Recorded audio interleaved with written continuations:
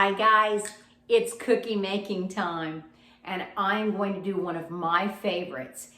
It's called an Almond Spritz cookie and you can find it on my food blog. Just go onto the food blog and you can search it. It is so easy and you're gonna go, oh my God, these are the best tasting cookies. Let me tell you what you're gonna need though. You're gonna need one of these cookie presses, and this is an OXO. I have destroyed so many other cookie presses, and this one is a heavy duty one.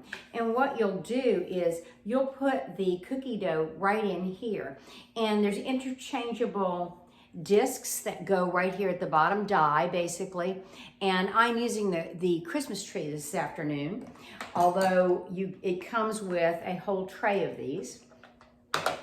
You're also going to need, of course, your cookie sheets with Silpats. You're going to need to make, and I don't have the recipe for this on the food blog, but you're going to need to make some colored sugars. Although you can go to the store and buy some, which is just as easy or more simple than this. But I'm using sugar in the raw, and that's turbinado sugar. And you take turbinado sugar and in a bowl, you put it in a bowl, and then you add your food coloring. So you're going to need to make your sugars. So since I'm doing Christmas trees, I am going to do green. So I think you can see that. I've already gotten this all ready. Sometimes I let it dry out so it doesn't get clumpy. I'll just spread it out on a little sheet of piece of parchment. The parchment will pick up some of the color. But anyway, we are going to start by making the dough. And I have in my KitchenAid a pound of butter. And I'm using unsalted butter. I don't want salt in this, so I'm using an unsalted butter. I brought my butter to room temperature.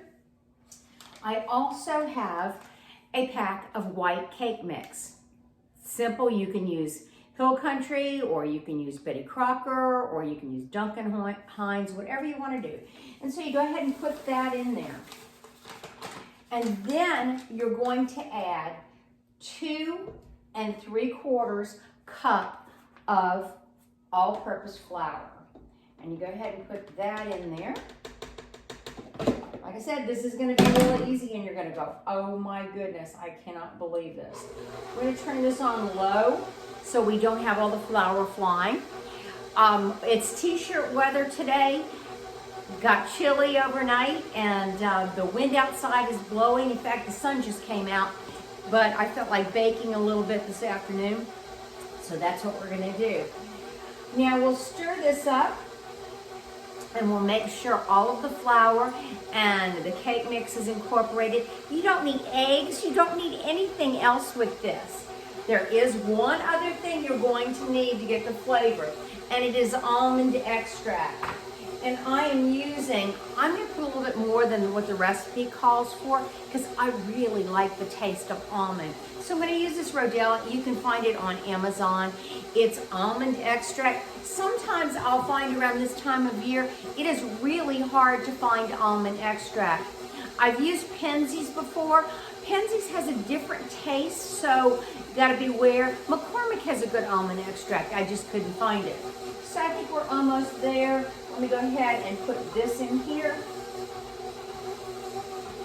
And let me scrape down the bowl really quickly. There we go. Go for a little bit longer.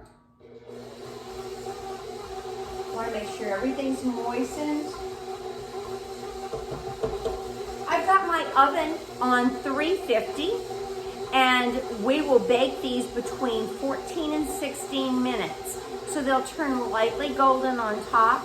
You don't want them to be overdone. So what I'm going to do is I'm going to turn the video off right now, and then I will come back and show you how to press the cookies, and I'll show you a sheet that's baked. All right? Okay, we're back. I just did the first tray of cookies in the oven, and you've got to be very careful to make sure your oven is calibrated at 350. So if you don't have an oven thermometer to calibrate your oven, you should get one. Let me show you what these look like. They're not browned a lot, but anyway, this is what it comes out. They're nice, they're crispy. Let me show you though how to use the OXO. And what I did was fill it. So it's already filled. You can see I've got dough coming out right now of the bottom. The OXO, for this dough, it produces approximately 5 tubes of this. For every tube, you get approximately 25 mini cookies like this.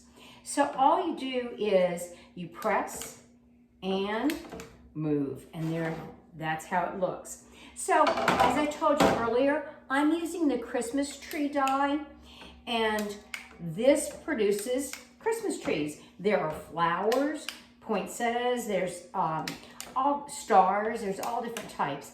And like I said, there's about 10 different dye in the container.